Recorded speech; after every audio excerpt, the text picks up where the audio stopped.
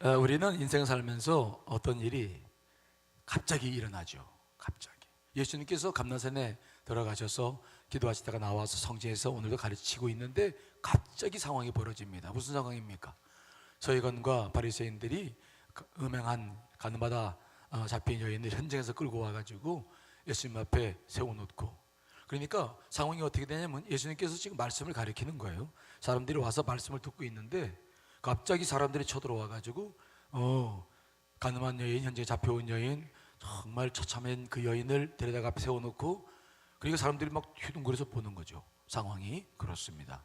그리고 막 흥분한 사람들이 막 지금 격양된 표정으로 막 예수를 바라보고 있고, 이거 어찌된 영문인가 싶어가지고 또 호기심에 찬 사람들이 거기에 있었고, 그 다음에 가장 처참한 환경 속에 빠져있는 그 여인이 정말 이제 죽었구나 생각하면서 마지막 가는 모습처럼 서 있는 모습이 거기에 있었다. 자, 왜 이런 일이 벌어집니까? 4절로 5절 말씀인데요. 자, 읽어보겠습니다. 시작. 예수께 말하되 선생이여, 이 여자가 간음하다가 현장에서 잡혔나이다. 모세는 율법에 이러한 여자를 돌로 치라 명하였거니와 선생은 어떻게 말하겠나이까? 갑자기 생깁니다. 모든 일이 그래요. 갑자기 무슨 예상해가지고 생각하고 뭐 이렇게 그런 것이 아니라 그냥 갑자기 이런 일이 생깁니다. 그렇죠? 이 갑자기 생기거든요. 참 이게 우리 인생이나 똑같아요. 자, 이 예수님이 갑자기 말씀 가르치시다가 갑자기 이렇게, 야, 이게 지금 예수님이 얼마나 상황을 쭉 바라보시면서 예수님의 마음은 어땠을까, 내면은 어땠을까, 이게 이제 참 쉽지 않은 일들이죠. 우리가 늘 이런 일을 겪어요. 생각지도 않았던 일들이 터지고, 그때 중요한 것은 여러분의 중심은 흔들리지 말아야 될 줄 믿습니다. 그 상황에 휩싸이거나 감정적 반응을 하거나 이렇게 되면 안 돼요. 오늘 이 말씀을 가만히 묵상해 보면 막 주변에 요동치고 지금 바람이 일어나고 거센 바람이 막 풍랑을 일으키면서 뭔가 상황을 막 일으키고 있는데, 그때 주님은 정말 그의 중심은 하는 흔들림이 없이 거대한 선처럼 그냥 탁 서 있는 모습을 보셔야 돼요. 여러분들의 내면이 언제나 하나님으로 인해서, 성령님으로 인해서 정말 단단해지시기를 간절히 축원합니다. 어떤 상황이 막 몰아쳐도 단단하게 딱 서 있어야 돼요. 자, 이 사건은 도대체 어떻게 된 사건일까? 이 여자는 누굴까? 이 여자가 혹시 서기관들이나 바리새인들과 짜고서 이런 일을 하는 건 아닐까? 그건 아닌 것 같아요. 왜냐하면 마지막에 11절에 예수님께서 이 여자에게 하신 말씀이 뭐냐면, 나도 너를 정죄하지 아니하노니 가서 다시는 죄를 범하지 말라. 그랬으니까 그런 건 아닌 것 같아요. 그런데 오늘 말씀 보면은 왜 여자만 있고 남자는 없어요? 그렇죠? 이상하잖아요. 아니, 가늠하다 현장에 잡혔으면 둘 다 잡아와야 되는데 남자는 어디 갔을까? 물론 유대 사회가 가부장적인 사회였어요. 하지만 간음죄에 대해서는 남녀가 평등했습니다. 남자와 여자가 다 돌에 맞아 죽게 되어 있죠. 그런데 남자는 없어요. 이런 걸 보면은 글쎄, 여자는 모르겠지만 남자는 뭔가 조금 세팅이 되어져 있는 바리새인과 아마 율법학자들하고 하여튼 뭔가 그래서 어떤 일이 벌어지고 남자는 도망가게 내버려 두고 여자만 데려온 뭐 이러한 상황이 아닐까, 이제 그런 생각도 조심스럽게 해보지만 성경에는 나와 있지 않으니까. 다만 하여튼 이 여자가 그런 상황 속에 지금 빠져 있고 예수님도 다급한 상황 속에 빠져 있죠. 그들은 말하죠. 율법에는 이런 여자를 돌로 치라고 명했는데 선생님 뭘 어떻게 할 겁니까? 물어보는 거죠. 야, 이게 지금 뭐 어떤 문제냐면요, 예수님을 이제 올무에 콱 집어넣은 건데 율법에 의해서 돌로 쳐라 그러면 뭐라고 그들이 또 이야기할 거냐면, 그동안에 사랑했는데 사랑은 어디 갔냐, 당신이 말한 것은 도대체 뭐냐, 이렇게 이제 나올 거고, 돌을 또 치지 말아라 그러면 그들은 말합니다. 당신 율법 무시하는 거냐, 현행 율법이 그렇게 되어 있는데 아니 그걸 무시하는 거냐. 그래서 또 체포할 수 있는 근거가 되어져 가는 것이고, 이러지도 못하고 저러지도 못하고 굉장히 아주 앞뒤가 꽉 잘 짜져 있는 그런 상황이에요. 그러니까 이 사건은 그저 그냥 누가 갑자기 일어난 사건이 아니라 오래전부터 뭔가 하여튼 예수님을 꽉 붙잡아 매려고 집어넣으려고 아주 견고하게 짜여져 있는 사건이라는 것을 우리가 보는 거죠. 그만큼 악한 사람들이 일을 행하고 있습니다. 자, 어떻게 해결하면 좋을까요? 긴장된 분위기, 팽팽한 신경전이 이어지고 있습니다. 예수님은 빨리 이 사건을 처리해야 되는데 시간이 없죠. 깊이 생각할 수 있는 여유도 없는 거죠. 뭐 앞뒤가 있고 무슨 연유가 있어야지 사건을 지금 처리하는 건데 갑자기 들이닥치는데 꼼짝 못하게 될 상황입니다. 야, 이게 참 우리가 처하는 상황이거든요. 여러분 같으면 어떻게 판단하시겠습니까? 어떻게 이 사건을 여러분들이 늘 겪으면서 많은 일들이 일어나는데 그때마다 참 이 상황을 판단하는 게 얼마나 어려운지 몰라요. 만일 우리가 머리를 쓰려고 이성을 가지고 이 사건을 접근한다면 어떻게 될까? 방법이 없어요. 왜냐하면 이 사건을 기획한 자들이 이미 어떤 명분으로도 빠져나갈 수 없도록 탁하니 예수 그리스도를 묶고 있기 때문에 이게 이성으로는 할 수가 없어요. 그러면 분노 막 감정을 일으켜요. 이것들이 너희들이 누구냐고 나를 이렇게 올무에 집어넣으려고 하느냐 막 감정을 폭발해요. 그러면 예수 그리스도의 인격이 문제가 되는 거죠. 이게 더 큰 문제예요. 보통 사람들은 어떤 문제를 만들어 놓고 막 화를 내면 당신 인격이 왜 그 모양이냐, 목사가 왜 그 모양이냐 이렇게 나오죠. 그게 참 목회해 보니까 참 그게 우스운 일이더라고요. 그러니까 이 사건이라고 하는 것이 이게 그냥 그렇게 이성으로 할 수 있는 사건은 아니에요. 이때 정말 숨 막히는 순간, 짧은 순간, 정말 그래서 저는 그런 걸 믿어요. 제가 은혜를 경험해보고 주님과 관계를 맺어보니까 영원하다고 하는 것은 시간적으로 영원한 개념이 아닌 것 같아. 순간적이면서도 그 사이에 굉장히 많은 그 영원한 그 뭔가 그 보이지 않는 하나님의 그 역사가 있는 그 짧은 시간인 것 같은데도 영원한 것 같은 그러한 그런 것들이 이제 시간이 흘러가는 시간들이 있거든요. 그 시간이 아마 예수님 안에서 흘러갔을 겁니다. 짧지만 그 뭐 내면에 그 주님이 경험하셨던 그 내면, 자 그때 주님께서 발휘하신 것이 영적인 직감이죠. 무슨 말씀이 이해되시나요? 머리는 안 돼요. 상황이 안 되는데 그 안에 계신 예수 그리스도와 성령님과의 관계 속에서 이 사건을 풀어나가는데 영적인 직감을 가지고, 그러니까 우리가 신앙생활 하시는 분들은 이걸 기억하셔야 돼요. 세상 사람들은 다 머리 쓰고 우리도 머리 쓰고 살아갑니다. 그렇죠? 사업도 다 머리를 써서 사업하고 모든 게 다 그런데 그들과 차별성이 있다고 하는 것은 우리 영성밖에 없어요. 영적인 직감밖에 없어요. 정말 우리가 성령과 깊은 교제하고 말씀 속에서 순간순간 이런 것들을 경험하지 않으면 풀어나가지를 못해요. 자, 6절로 8절 말씀인데요, 한번 읽어보겠습니다. 시작. 그들이 이렇게 말함은 고발할 조건을 얻고자 하여 예수를 시험함이라라. 예수께서 몸을 굽히사 손가락으로 땅에 쓰시니 그들이 묻기를 맞이 아니하는지라. 이에 일어나 이르시되 너희 중에 죄가 없는 자가 먼저 돌로 치라 하시고 땅에 다시 몸을 굽혀 손가락으로 땅에 쓰시니. 예수님은 적대자들의 교활한 질문에 어떤 감정적 반응이나 대답도 하지 않으시죠. 그냥 서서 상황 보신 다음에 그 다음에 몸을 굽혀서 손가락으로 땅에다 뭔가를 쓰십니다. 성경에 보면은 하나님께서 손가락으로 그분의 손가락으로 쓰신 것이 3번 나오는데, 첫째는요, 시내산에서 이스라엘 백성들에게 십계명을 주셨을 때 하나님께서 그들에게 십계명을 파서 주셨죠.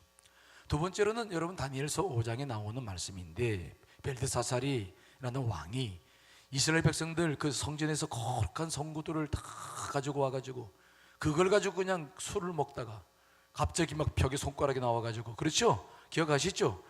메네 대결 우르바신 그래가지고 막 놀래가지고 그때 이제 다시 다니엘을 불러서 상황을 설명받는 무서운 사건이죠. 막 그게 있어. 그리고 오늘 이게 3번째예요. 주님께서 그 거룩하신 창조주께서 땅에다가 손으로 글을 쓰신다. 사람은 흙으로 지음받았죠. 예수님께서 사람을 만든 그 흙에다가 손가락으로 쓰셨다라고 하는 것에도 많은 영적인 의미가 있을 겁니다. 중요한 의미가 있어요. 주님은 2번 쓰셨어요. 처음에 이제 그 글을 쫙하니 쓰셨어. 무슨 내용일까? 우리가 내용에 관심 갖지 말아야 될 것은 내용이 나와 있지 않기 때문에 그랬고, 그보다 행위가 더 중요해요. 그 긴박한 상황 속에서 사람들의 관심이 옳고 그르고 어떻게 처신할 것이냐라고 하는 것에 관심을 있는 사람들에게 예수님은 그렇게 대항하지 않으시는 거죠.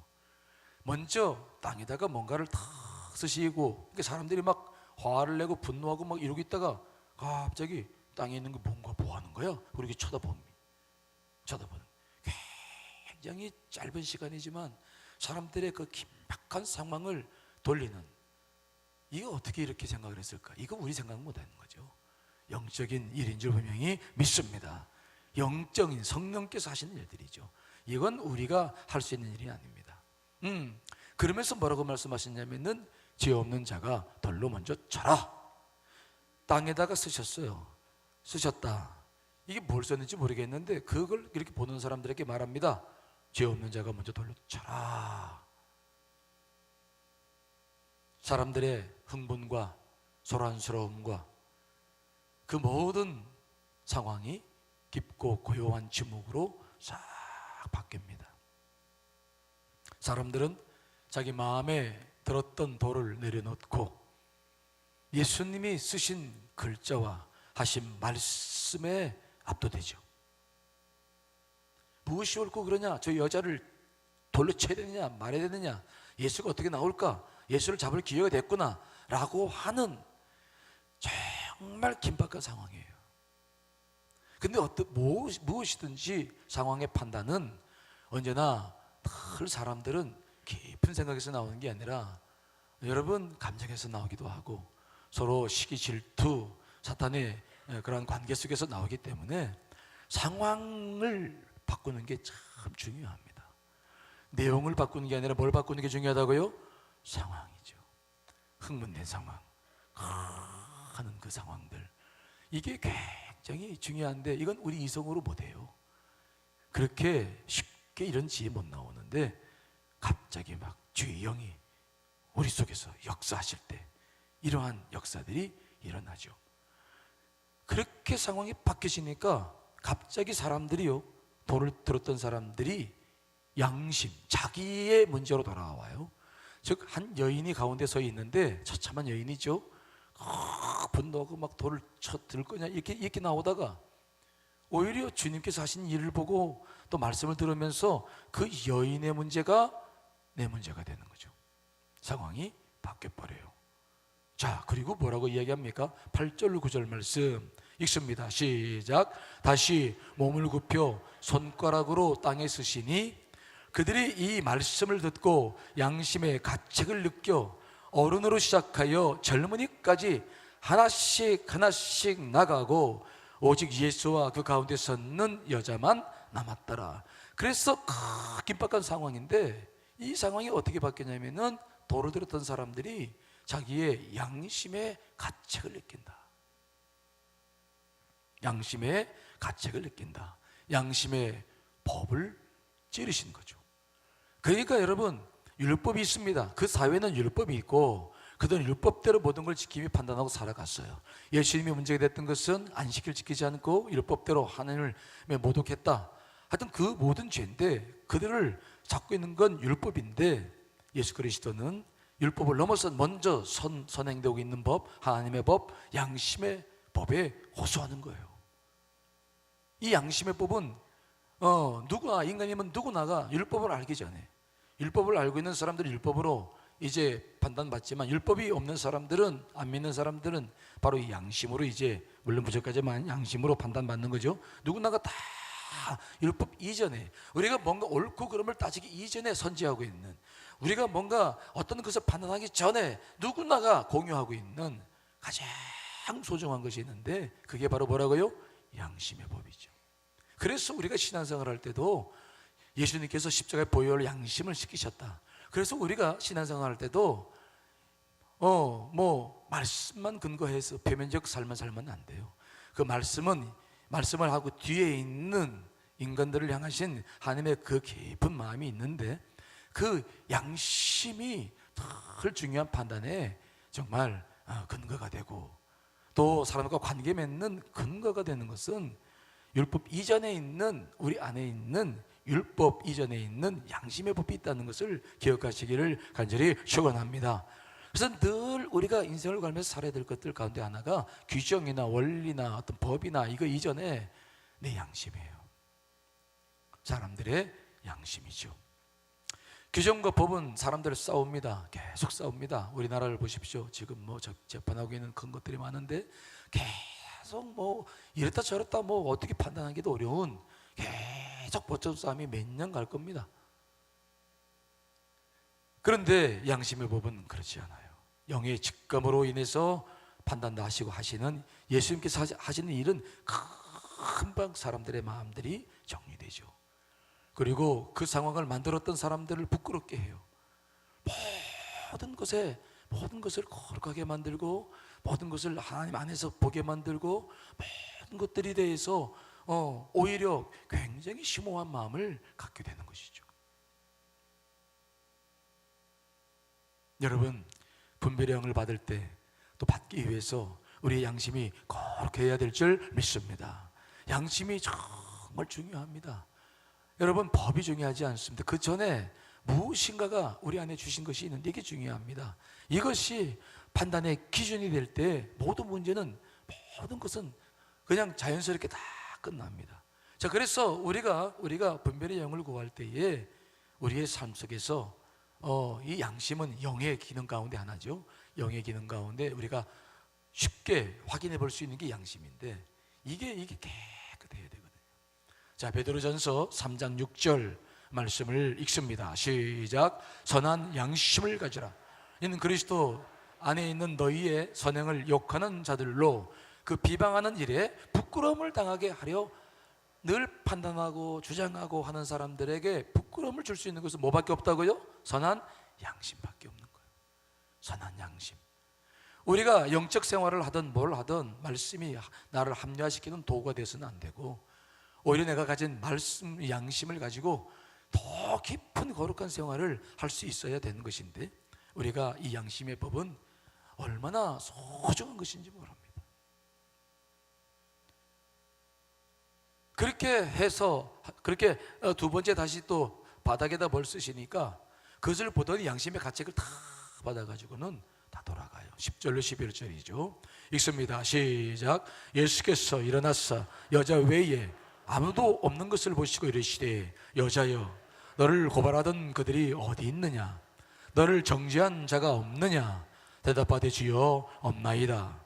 예수께서 이르시되 나도 너를 정죄하지 아니하노니 가서 다시는 죄를 범하지 말라 하시니라. 긴장된 모든 상황이 다 바뀌고 은혜의 충만한 상황이 주어졌죠. 그동안 예수님은 부서지고 상처난 많은 사람들을 만났지만 이렇게 이 여인처럼 공개적으로 그 치부가 드러난 처참한 상황을 만난 것은 처음이셨어요. 그래서 성 어거스틴은 이 문장을 이렇게, 그가 그래서 이렇게 표현한 걸 제가 언젠가 읽었어요. 이 상황을 뭐라고 말하냐면은 비참과 자비의 만남이다. 무슨 말 이해되십니까?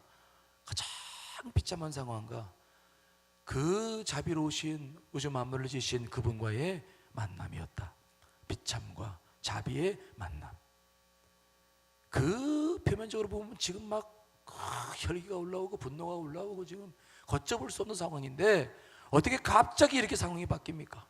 어떻게 갑자기 이런 은혜가 있고 이러한 모든 것을 우리가 볼 수 있는 이런 상황으로 바뀌는 것일까요? 상황은 언제나 바뀔 수 있음을 믿으시기를 간절히 축원합니다. 상황은 바뀝니다. 여러분들의 처한 상황은 늘 바뀝니다. 상황이 중요하지 않아요. 상황이 중요하지 않아요. 그 상황 안에 영을 가지고 있는 정말 하나님의 거룩한 보혈로 선한 양심과 주의 말씀을 가지고 있는 여러분이 있다는 것이 중요한 것을 믿으시기를 간절히 축원합니다. 상황이 무서운 게 아닙니다. 내가 어떻게 서 있느냐가 중요한 것이죠. 우리 주님께서는 그 여인에게 그 모두도 떨면서 막 이제는 죽었구나 생각하는 그 처참한 상황 속에 있는 여인에게 뭐라고 말씀합니까? 누가 있느냐? 아무도 없나이다. 그래, 너와 나만 있구나. 나도 너를 정죄하지 아니하노니, 떠난 사람들처럼 나도 너를 더 이상 정죄하지 아니하노니 가서 다시는 죄를 범하지 말라. 그 여인은 그 한마디를 듣고 얼마나 많은 눈물을 흘렸을까요? 자기가 살아왔던 삶의 중환단처럼 다 지나가면서 정말 말로 다 할 수 없는 눈물의 후회와 또 새로운 결심과 다짐과 감사와 눈물과 그 상황으로 모든 것이 바뀌었어요. 돌아간 사람들은 오랜만에 양심의 가책을 받고 자기가 누군지를 돌아보는 은혜를 받고 돌아갑니다. 이 여인은 씻을 수 없는 이 여인은 그러나 모든 죄를 씻고 정말 하나님 앞에 서러워지는 그 시간을 경험하게 되는 것이죠.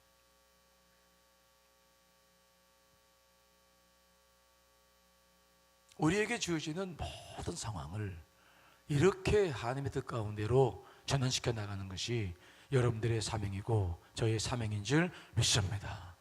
여러분, 상황만 바라보시지 마십시오. 여러분이 그 안에 있어요. 예수 그리스도가 계시고 성령님이 계시다는 것을 잊어서는 안 됩니다. 우리는 세상 사람들과 달라요. 여러분, 어떤 상황이든 우리는 이러한 거룩한 상황으로 나아가야 됩니다. 자, 고린도후서 4장 7절로 10절 말씀을 읽어보겠습니다. 시작.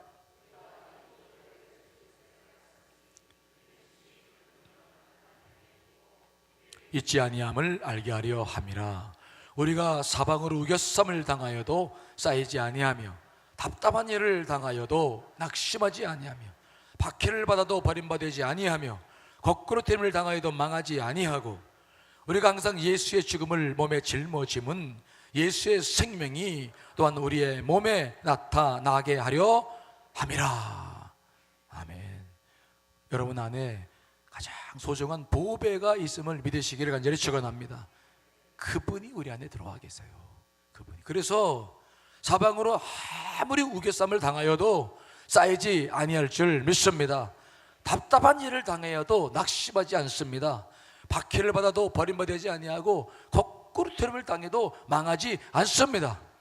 우리에게는 보배로운 그분이 계시고 여러분들의 그 영은 살아있고 늘 성령님께서 여러분과 동행하신다는 것을 믿으시기를 간절히 축원합니다.